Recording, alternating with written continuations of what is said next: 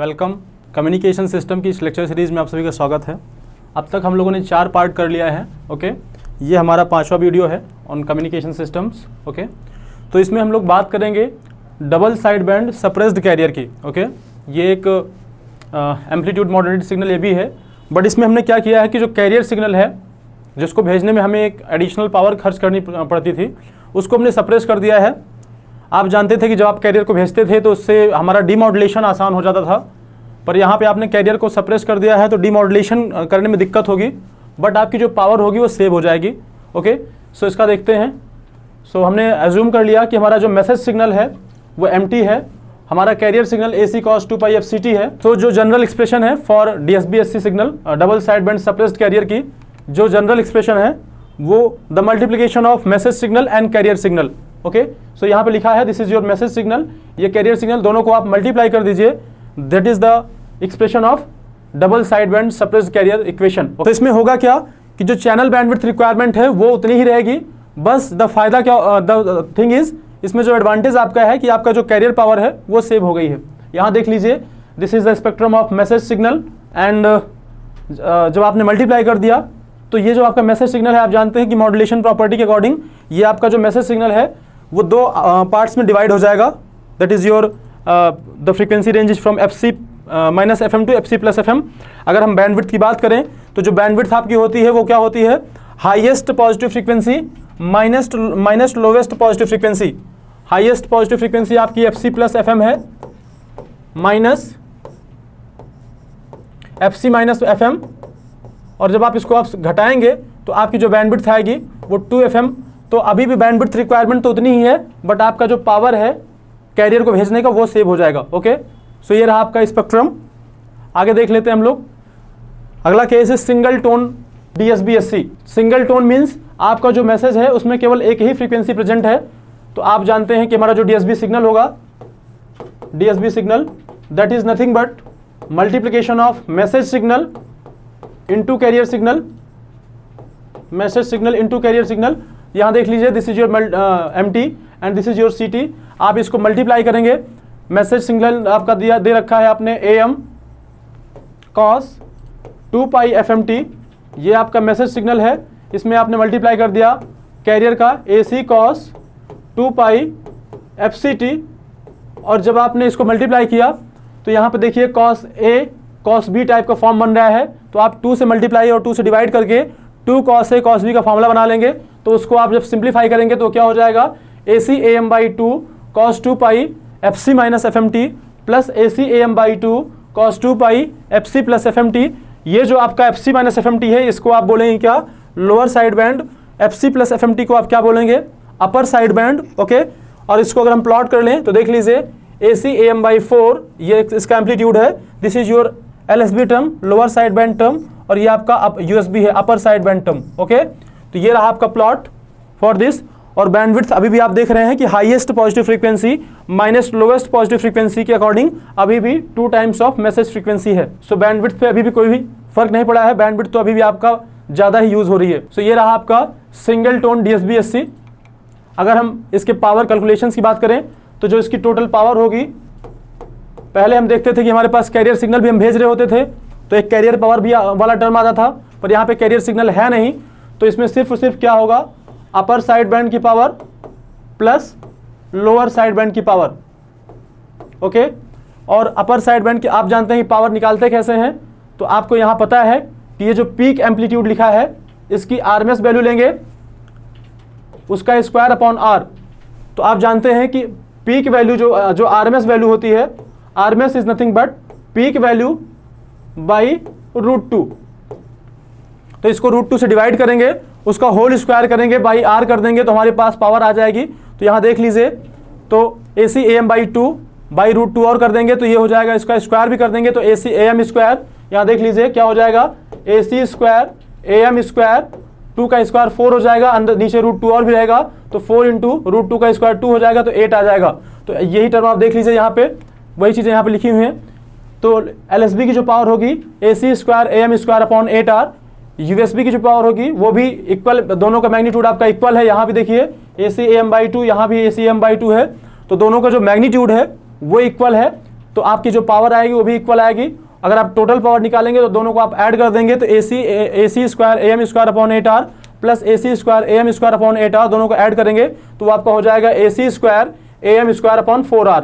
तो ये आपकी टोटल पावर हो जाएगी in case of single tone DSBSC।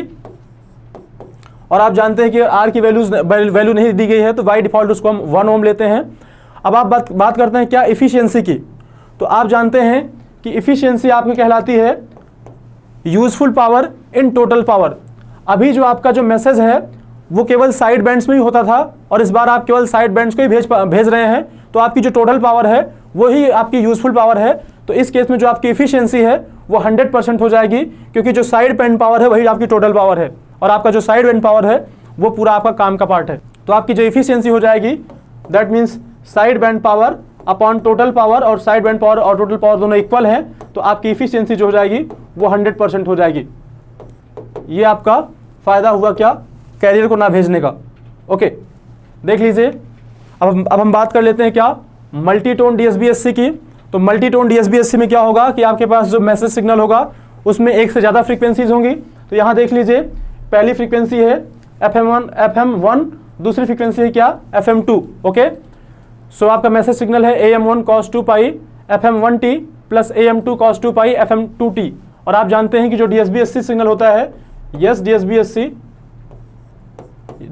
जो होता है वो होता है message signal multiplied by carrier signal. तो मैसेज सिग्नल तो आपका ये है, इसमें आपको कैरियर सिग्नल से मल्टीप्लाई कर देना है। जहां पे आपका कैरियर सिग्नल आपको पता है क्या होता था, कैरियर सिग्नल आपका होता है AC cos 2 पाई FCT। ओके, सो AC cos 2 पाई FCT, इससे आपको मल्टीप्लाई करना है। तो जो पहले टर्म में आप मल्टीप्लाई कर देंगे तो वो आ जाएगा AC AM1 cos 2 पाई FM1T इंटू cos 2 पाई FCT। वैसे सेकेंड टर्म में मल्टीप्लाई कर देंगे तो AC AM2 cos 2 पाई FM2T इंटू cos 2 पाई FCT। आप इसको मल्टीप्लाई करने के बाद आप देख लीजिए कि अगेन यहाँ पे cos A cos B type का बन रहा है, cos A cos B। Okay, तो 2 से आप मल्टीप्लाई कर दीजिए और 2 से डिवाइड कर दीजिए और आप फॉर्मूला लगा दीजिए 2 cos A cos B का। तो क्या हो जाएगा, ये वाला जो 2 है वो तो नीचे आ गया, यहाँ पे लिखा हुआ है, ये हो जाएगा cos FC minus that is cos A minus B plus cos A plus B। ये तो रहा पहले पार्ट का एक्सपेंशन। दूसरा पार्ट आपका ये है, इसमें भी आपका क्या है FM2 और FC है, इसमें भी 2 से मल्टीप्लाई और 2 से डिवाइड कर दीजिए तो 2 cos A cos B का फॉर्मूला यहाँ भी लग जाएगा आपका। तो AC AM2 by 2 cos A minus B into AC AM plus AC AM2 by 2 cos A plus B। और आप इसको जब सिंप्लीफाई कर लेंगे तो आपकी ये इक्वेशन आ जाएगी। इसमें कुछ आपको सिर्फ और सिर्फ cos A प्लस B का फॉर्मूला लगाना है, 2 cos A cos B का फॉर्मूला लगाना है और कुछ नहीं है। ओके, अगेन हम देखते हैं। तो अभी जो बैंडविड्थ आपकी होगी वो आप जानते हैं, मैंने आपको पहले ही बता रखा है कि जो बैंडविड्थ होती है आपकी वो 2 इंटू मैसेज सिग्नल की मैक्सिमम फ्रीक्वेंसी लेनी है। अगर आपकी FM1 फ्रीक्वेंसी बड़ी है तो इसको लेना है, या फिर अगर मैंने ऐसा मान लिया कि नहीं जो FM2 फ्रीक्वेंसी है वो बड़ी है FM1 से, तो आपकी जो बैंडविड्थ हो जाएगी वो 2 इंटू FM2 हो जाएगी। ओके, ताकि कंप्लीट मैसेज आपका इस रेंज में आ जाए। सो ये रहा आपका बैंडविड्थ में कोई चेंज नहीं हुआ है, स्टार्टिंग में जैसा आपने देखा था वैसा ही अभी भी है। अगर हम बात करें क्या बोलते हैं टोटल पावर की, तो अगेन जो आपकी टोटल पावर होगी वो साइड बैंड पावर होगी, पर इस बार आपके पास साइड बैंड्स कई सारे हैं। ओके, तो PT जो होगा वो होगा PUSB प्लस PLSB, और USB में भी 2 पार्ट हैं आपके, PUSB1 प्लस PUSB2। वैसे ही आपके LSB भी 2 पार्ट हैं आपके, देख लीजिए, एक LSB1 है दूसरा LSB2 है, PLSB1 प्लस PLSB2। तो यहाँ पे आप देख लीजिए 2 USB टर्म भी हैं और 2 LSB टर्म भी हैं। ओके, तो ये टोटल पावर आपकी ये आ जाएगी। और इसको आप जब सिंप्लीफाई करेंगे वही तरीका आपके पास है कि जो आपका पीक एम्पलीट्यूड है उसकी RMS वैल्यू लेंगे, उसका स्क्वायर करेंगे बाई 2 कर देंगे तो आपकी पावर आ जाएगी। आप जानते हैं ना पावर क्या होती है, power is nothing but BRMS square by R। यही होता है ना आपका BRMS स्क्वायर बाई R या B स्क्वायर बाई R, जो आपने जो देखा है सेम टू सेम यहाँ फॉर्मूला अप्लाई करना है आपको। ओके, तो टोटल पावर आपकी जो आ जाएगी वो हो जाएगी AC स्क्वायर अपॉन 4R, जो PT आपकी आएगी that is AC square upon 4R bracket में AM1 square plus AM2 square. Again अगर हम इफिशियंसी की बात करें तो इफिशियंसी इस बार भी आपकी 100% होगी, क्योंकि आपने कोई कैरियर तो भेजा नहीं है, और जो साइड बैंड की जो पावर है वही आपकी यूजफुल पावर है, तो यूजफुल पावर ही आपकी टोटल पावर है, तो आपकी इफिशियंसी अगेन क्या हो जाएगी, 100% हो जाएगी। Okay, PSB/PT that is going to be क्या, 100%। तो एक फायदा यही हुआ आपका कैरियर को सप्रेस करने का कि आपकी जो इफिशियंसी है वो तो 100% हो गई, लेकिन कैरियर ना भेजने की वजह से जो डीमॉड्यूलेशन होगा वो कॉम्प्लेक्स हो जाएगा। पावर वो आपने सेव कर ली कैरियर को भेजने वाली। तो ये देख लेते हैं, एक न्यूमेरिकल है हमारे पास, ये न्यूमेरिकल आपको सॉल्व करना है, इसमें कुछ ज़्यादा है नहीं, आपके मैं एक दो चीज़ें आपके काम की बता देता हूँ। जैसे न्यूमेरिकल दिया है कि a carrier signal of CT that is 20 cos 2 pi FCT, FC की वैल्यू कितनी दी गई है आपको, 10⁶ हर्ट्ज दैट इज 1 मेगाहर्ट्ज दी गई है। इस DSB/SC modulated by a message signal MT, और ये आपका एक मैसेज सिग्नल है, दो मैसेज सिग्नल और तीन, मतलब ये आपका मल्टीटोन मॉड्यूलेशन की बात कर रहा है। तो तीन मैसेज सिग्नल हैं, आपको बोल रहा है कैरियर सिग्नल दिया है, आपको मैसेज सिग्नल दिया है, आपसे पूछा है कि बैंडविड्थ बताइए, टोटल पावर बताइए, एफिशिएंसी बताइए, और दूसरा पार्ट आपसे पूछ रहा है बी पार्ट में कि which of the following frequency component will not be present in the resulting DSB/SC signal. तो आपसे बोल रहा है कि ये आपको ऑप्शंस दे रखे हैं, इन चारों ऑप्शंस में से कौन सी वो फ्रीक्वेंसी होगी जो हमारे आउटपुट पे प्रेजेंट नहीं होगी, मतलब DSB/SC सिग्नल में प्रेजेंट नहीं होगी। तो आप देख लीजिए, यहाँ पे अगर आप चाहें तो डायरेक्टली बता सकते हैं। यहाँ पे ये FM1 की वैल्यू कितनी है, यहाँ पे ये 10 किलो हर्ट्ज है, FM2 की वैल्यू आप कितनी है, ये आपकी 20 किलो हर्ट्ज है, और FM2 की वैल्यू, FM3 की वैल्यू जो आपकी है वो आपकी 30 किलो हर्ट्ज है। ओके, 30 किलो हर्ट्ज है। इसको अगर FC की बात करें तो ये 1000 किलो हर्ट्ज है। तो आप जानते हैं कि ये DSB/SC सिग्नल है, means double side band suppressed career. तो इसमें कैरियर सप्रेस हो चुका होगा, मतलब कैरियर आपके DSB/SC सिग्नल में नहीं होगा, तो कैरियर फ्रीक्वेंसी आपकी नहीं होगी, मतलब 1000 किलो हर्ट्ज फ्रीक्वेंसी नहीं होनी चाहिए आउटपुट में। तो दैट मीन्स ये वाला ऑप्शन आपका आउटपुट पे नहीं मिलेगा। बाकी ये जो तीनों फ्रीक्वेंसीज हैं ये आप कहीं किसी न किसी फॉर्म में आप देखेंगे, FC प्लस FM1 हो सकता है, या प्लस माइनस लिख देता हूं मैं, FC प्लस माइनस FM2 हो सकता है आउटपुट पे, और FC प्लस माइनस FM3, यही फ्रीक्वेंसीज हैं जो आपके आउटपुट पे मिलेंगी, और FC वाली फ्रीक्वेंसी तो आपको नहीं मिलेगी क्योंकि आपका जो कैरियर है वो सप्रेस्ड है। ओके, सो इसमें से देख लीजिए, अगर आप जोड़ेंगे 1000 में 10 जोड़ दीजिए तो 1010 ये फ्रीक्वेंसी है, ये प्रेजेंट मिलेगी आपको। FC माइनस 20 कर देंगे, मतलब 1000 में से 20 घटा देंगे, 920 ये भी आपके आउटपुट पे मिलेगी, यहाँ पे आप दिख रहा है। और 1000 में से 30 घटा देंगे, दैट 70 ये भी आपको आउटपुट मिलेगा। तो आउटपुट पे आपको सिर्फ क्या नहीं मिलेगा, कैरियर सिग्नल, और कैरियर सिग्नल की फ्रीक्वेंसी आपको आउटपुट पे नहीं मिलेगी। बाकी बैंडविड्थ आपको निकालना चाहें तो बैंडविड्थ आपका क्या होता है, bandwidth is nothing but 2 × FM max, और यहाँ FM max क्या है देख लीजिए, इसकी 10 किलो हर्ट्ज है, इसकी 20 किलो हर्ट्ज है, इसकी 30 किलो हर्ट्ज है, तो हमारी जो मैक्सिमम मैसेज फ्रीक्वेंसी है वो 30 किलो हर्ट्ज है। तो यहाँ पे आपने 30K ले लिया, 30K मीन्स ये आपकी जो बैंडविड्थ आपको चाहिए होगी इस सिग्नल को भेजने के लिए वो चाहिए होगी 60 किलो हर्ट्ज की। ओके, बाकी ये जो बाकी वाला पार्ट है इसको आप चाहें तो सॉल्व कर लीजिए। आगे हम लोग चलते हैं कि हम DSB/SC सिग्नल को जनरेट कैसे करेंगे, how we generate the DSB/SC signal. तो उसके लिए हमारे पास दो मेथड्स हैं। पहला मेथड आपका है बैलेंस्ड मॉड्यूलेटर, और दूसरा आपका है क्या, रिंग मॉड्यूलेटर। तो यहाँ पे हम पहले बैलेंस्ड मॉड्यूलेटर को डिस्कस कर लेते हैं। ये रहा block diagram of balanced modulator, जिसमें आप देख पा रहे होंगे कि इसमें दो मॉड्यूलेटर्स हैं, एक AM मॉड्यूलेटर है M1, दूसरा AM मॉड्यूलेटर है M2। आपने यहाँ पे क्या किया है, मैसेज सिग्नल को दिया है, आपको चाहिए क्या DSB/SC सिग्नल, तो यहाँ पे आपने मैसेज सिग्नल को दिया है। पहले मॉड्यूलेटर में आपने मैसेज सिग्नल को एज इट इज दे दिया है, दूसरे मॉड्यूलेटर में आपने जो मैसेज सिग्नल है उसके फेज को 180 डिग्री शिफ्ट कर दिया है। ये फेज को 180 डिग्री शिफ्ट कैसे करेंगे, उसके लिए हमारे पास होता है हिल्बर्ट ट्रांसफॉर्म, उसकी हेल्प से हम लोग क्या बोलते हैं, इसके फेज को चेंज करेंगे। हिल्बर्ट ट्रांसफॉर्म जो होता है वो एक क्या बोलते हैं 90 डिग्री फेज ही चेंज करता है। ओके, दैट मीन्स हमको दो हिल्बर्ट ट्रांसफॉर्म चाहिए होंगे 90 + 91 180 डिग्री चेंज करने के लिए। ओके, ये आपका कैरियर ऑसिलेटर है जहां से आपको कैरियर सिग्नल जनरेट होगा, AC cos 2 pi FCT। Okay, तो यहाँ देख लीजिए, पहले मॉड्यूलेटर से जो हमारा वेव फॉर्म जनरेट हुआ उसको हमने नाम दिया क्या, SAM-T, जिसको हम जानते हैं क्या, AM सिग्नल कैसा होता है, AC 1 + KAMT cos 2 pi FCT। दूसरे AM मॉड्यूलेटर से जो एम्पलीट्यूड मॉड्यूलेटेड सिग्नल होगा वो जनरेट होगा, उसका हमने नाम दिया है क्या, SAMT डबल डैश। ओके, और यहाँ जो आपका मैसेज सिग्नल है उसका एक 180 डिग्री आपने फेज चेंज कर दिया है।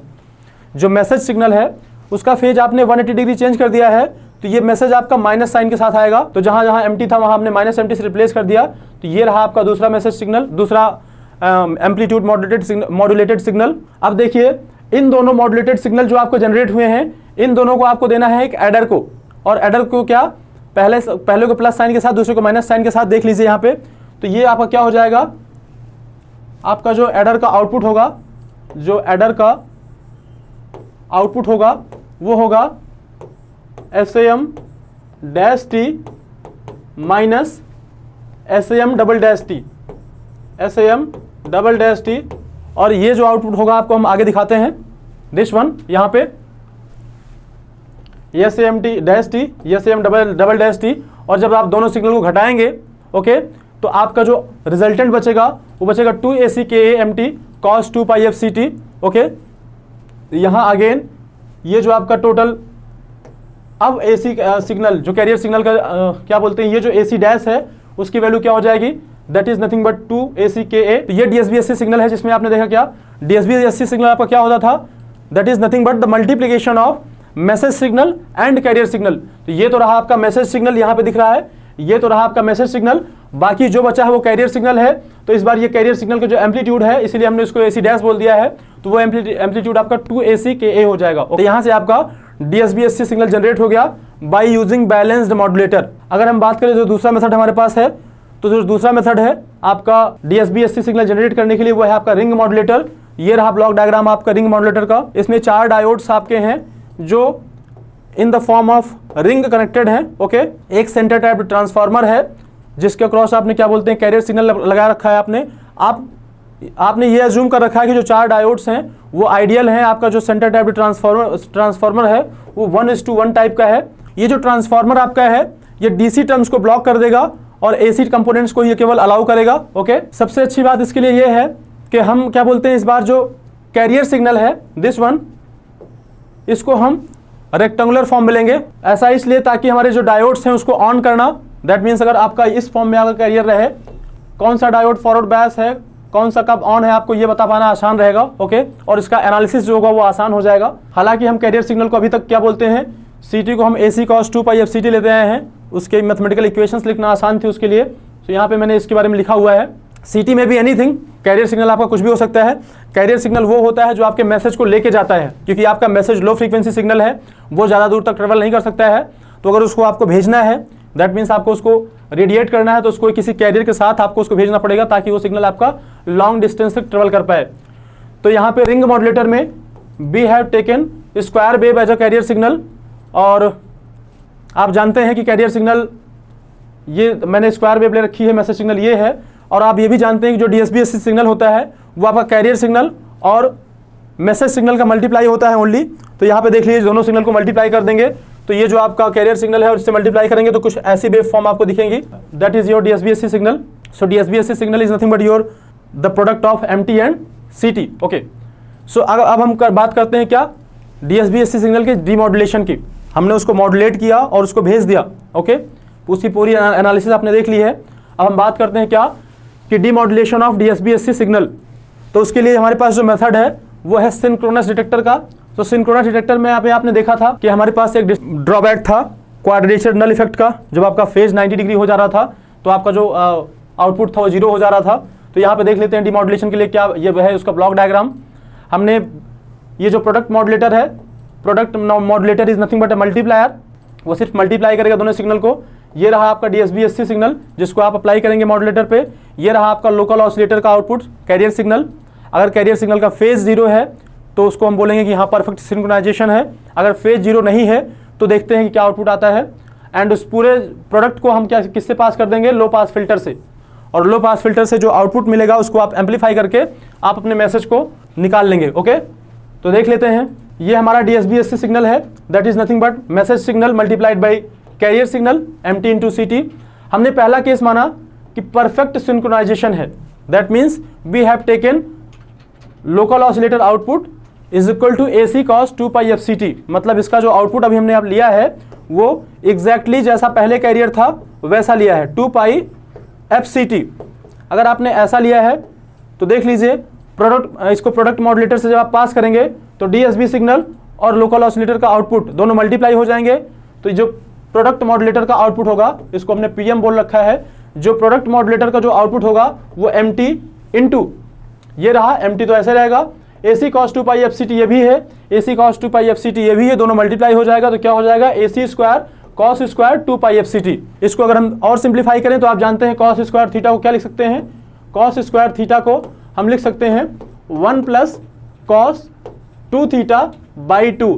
ऐसा हम इसलिए कर रहे हैं ताकि हम जान पाएं कि इस सिग्नल में कौन कौन सी फ्रीक्वेंसीज प्रेजेंट हैं, ताकि हमें पता चल सके कि लो पास फिल्टर से कौन सा पार्ट पास होगा और कौन सा पार्ट पास नहीं होगा। तो यहाँ देख लीजिए, जब इसको आप रिप्लेस करेंगे तो आप AC स्क्वायर MT बाई 2 बाहर आ जाएगा, यहाँ बचेगा क्या 1 प्लस cos 2 थीटा, तो 1 प्लस cos 4 पाई FCT।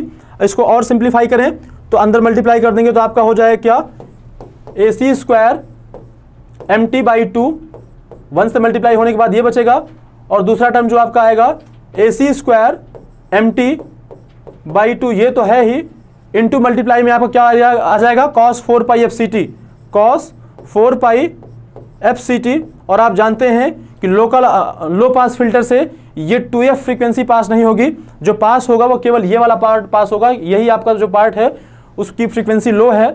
बाकी इसमें जो cos 4 पाई FCT है ये इसमें कैरियर फ्रीक्वेंसी वो भी दो गुना है, तो ये लो पास फिल्टर से पास नहीं होगा, तो इसको हम वैसे भी डिस्कार्ड कर सकते हैं, तो ये वाला पार्ट पास नहीं होगा आपका। तो लो पास फिल्टर का जो आउटपुट होगा वो AC स्क्वायर MT बाई 2 होगा, जो कि यहाँ पे मैंने लिख रखा है। अब इसको आप किसी एम्पलीफायर से पास कर दीजिए जिसका गेन ऐसा हो कि उसके साथ ये मल्टीप्लाई होकर क्या बोलते हैं कोफिशिएंट इसका 1 हो जाए, तो आपका मैसेज सिग्नल आपका ऑब्टेन हो जाएगा, जो कि आपको डीमॉड्यूलेशन के बाद चाहिए था। ओके, सो ये रहा आपका पहला केस जब आपका परफेक्ट सिंक्रोनाइजेशन हो।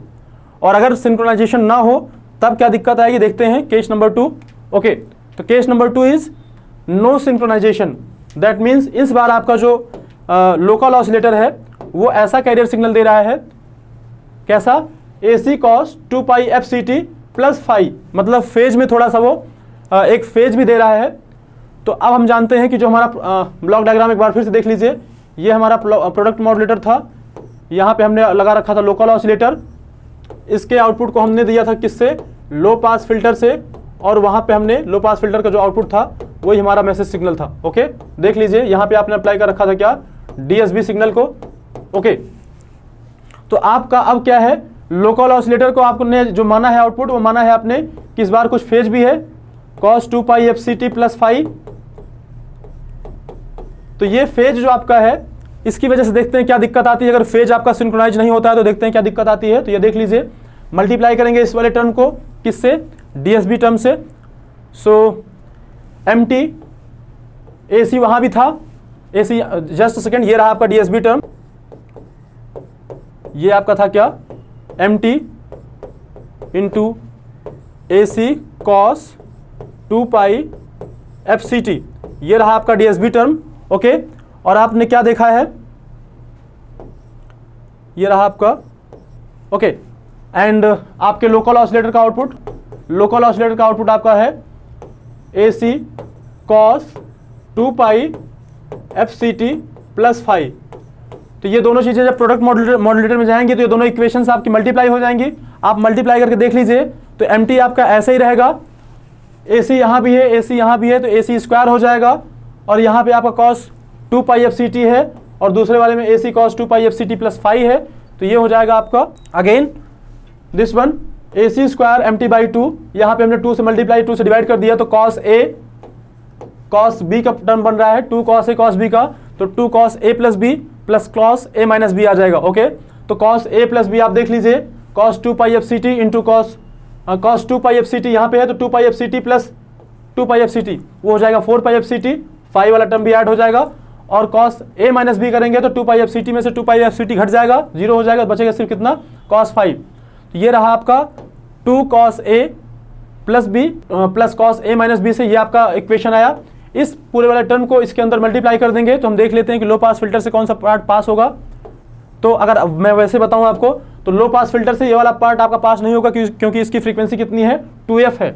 ये वाला पार्ट आपका पास हो जाएगा, तो आपका जो आउटपुट देगा लो पास फिल्टर वो देगा आपका क्या, AC स्क्वायर mt/2, जो कि लिखा हुआ है आपका AC square mt/2 into cos phi. जब इस पूरे पार्ट को आप अंदर मल्टीप्लाई करेंगे तो जो लो पास फिल्टर के जो आउटपुट में मिलेगा वो आपको मिलेगा क्या, AC square mt/2 cos phi. अब यहाँ भी जो दिक्कत है कि आपका जो लो पास फिल्टर का जो आउटपुट है वो फेज डिपेंडेंट है, तो हमें कोई ऐसा एम्पलीफायर चाहिए होगा जो इस फेज को एडजस्ट कर सके। पर आप जानते हैं कि ये जो फेज है आपका वो एटमॉस्फेरिक कंडीशन के अकॉर्डिंग वेरी करता रहता है, तो ऐसा कोई भी एम्पलीफायर डिजाइन करना आपके लिए संभव नहीं होगा जिसका जो गेन रहे वो फेज के अकॉर्डिंग वेरी हो, क्योंकि ये अनडिटर्मिनिस्टिक है। सो इसलिए इसका क्या बोलते हैं, डिमॉड्यूलेशन थोड़ा सा कॉम्प्लेक्स है। और अगेन अगर फेज आपका क्या हो जाए, 90 हो जाए, अगर फाई की वैल्यू अगर आपकी 90 हो जाए तो क्या हो जाएगा, आपके लो पास फिल्टर का जो आउटपुट है cos 90 जीरो हो जाएगा, तो टोटल आपका आउटपुट जीरो हो जाएगा। तो आप यहाँ अगेन देख रहे हैं कि this is again affected by QNE, quadrature null effect में ये अगेन ये जो है ये प्रॉब्लम यहाँ पे अगेन आ रही है। So to maintain phase is equal to constant, additional circuitry required, that is called Costas loop. तो ये रहा आपका पूरा डिस्कशन ऑफ DSBSC सिग्नल। अगर हम एडवांटेज की बात करें DSBSC सिग्नल की, तो आप जानते हैं कि DSBSC सिग्नल में आपने कैरियर को सप्रेस कर दिया है, तो आपने पावर को सेव कर लिया है, बहुत अच्छी बात है ये। And this is also used for long distance communication. Drawback क्या है कि आपने कैरियर को भेजा नहीं, तो उसकी वजह से डीमॉड्यूलेशन आपको कॉम्प्लेक्स हो जाएगा। बैंडविड्थ अभी भी आपको उतनी ही चाहिए जितना आपको AM सिग्नल के लिए चाहिए थी। And this is again affected by QNE, क्योंकि आपको जब भी फेज 90 हो रहा था यहाँ अगेन आउटपुट आपका जीरो हो जा रहा था। एंड इसका जो यूज होता है DSBSC सिग्नल का वो होता है इन क्वाड्रेचर कैरियर मल्टीप्लेक्सिंग में, दैट इज कॉल्ड QCM। तो ये पूरा डिस्कशन रहा आपका DSBSC सिग्नल का। इसके बाद हमारे पास जो बचता है कि अगर हम जो दो पार्ट हैं, जो अपर साइड बैंड है और लोअर साइड बैंड है, अगर उसमें से किसी एक साइड बैंड को ही भेजें तो हमारा क्या काम बन सकता है क्या, तो उसके लिए हमें देखना होगा क्या, single side band suppressed carrier. So उसके लिए हम मिलते हैं अगले वीडियो में। Okay, thank you.